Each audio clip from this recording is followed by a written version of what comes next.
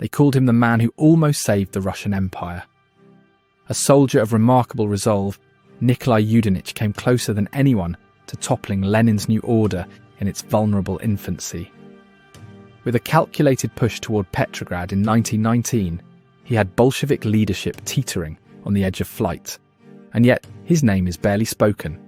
His achievements, buried beneath layers of history shaped by the victors.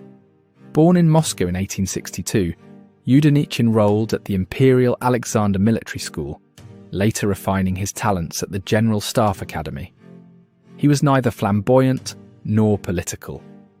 What set him apart was focus, an unwavering commitment to preparation, precision, and adaptability. These traits emerged clearly during the Russo-Japanese War of 1904 to 1905. Though Russia was broadly outmaneuvered and humiliated, Yudenich, serving on the Manchurian front, displayed cool-headed initiative. He managed supply lines under pressure, adjusted deployments in real time, and extracted units from encirclement with minimal losses. His strategies went unnoticed in the shadow of national defeat, but fellow officers took note. Then came the First World War, and with it, Yudenich's rise to prominence. In 1915, he was appointed Chief of Staff of the Russian Caucasus Army, soon becoming its commander.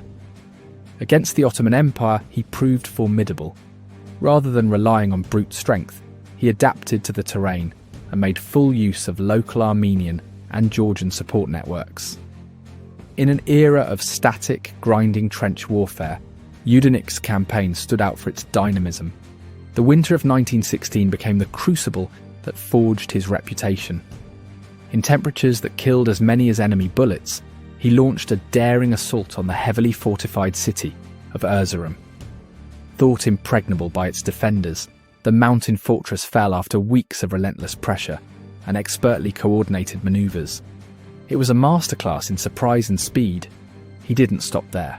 With Ottoman forces reeling, Yudenich pressed onward to capture Trabzon, a key Black Sea port. By summer, his army had reached the edges of Anatolia, achieving one of Russia's few genuine victories in the entire conflict. Yet even as his soldiers advanced abroad, his country imploded at home. The February Revolution of 1917 deposed the Tsar he had served loyally. The provisional government tried to maintain the war effort, but morale plummeted. Yudenich, disillusioned and unwilling to serve a regime he distrusted, was dismissed after refusing to cooperate with radical councils. When the Bolsheviks seized control, later that year, he vanished from public view. For nearly 2 years he lived in exile, watching from the shadows as Russia tore itself apart. But Yudenich was not done.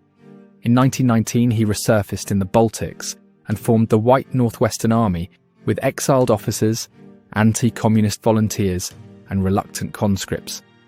Britain, fearing Bolshevik expansion, supplied weapons. Estonia, desperate to safeguard its borders, provided a launching point. With limited resources but fierce determination, Yudenich led his men toward Petrograd, the ideological capital of the new Soviet regime. His strike was sudden and severe. Towns fell quickly. Bridges were taken intact. Panic seized Red Army commanders. Lenin himself drafted evacuation plans. The city hung in the balance. But then friction began to crack the offensive. Estonian leaders, wary of White Russian intentions regarding Baltic independence, withheld full support. Allied coordination broke down. White commanders squabbled over priorities. Bolshevik reinforcements, hastily drawn from other fronts, arrived just in time. With fresh troops and superior logistics, the Reds pushed Yudenich back.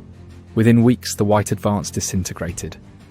Betrayed by disunity and abandoned by foreign allies, Yudenich was forced to retreat into Estonia, where his army was disarmed and interned. He never commanded troops again. Stripped of influence, denied asylum by some of the very powers that once funded him, he lived out his remaining years quietly in France.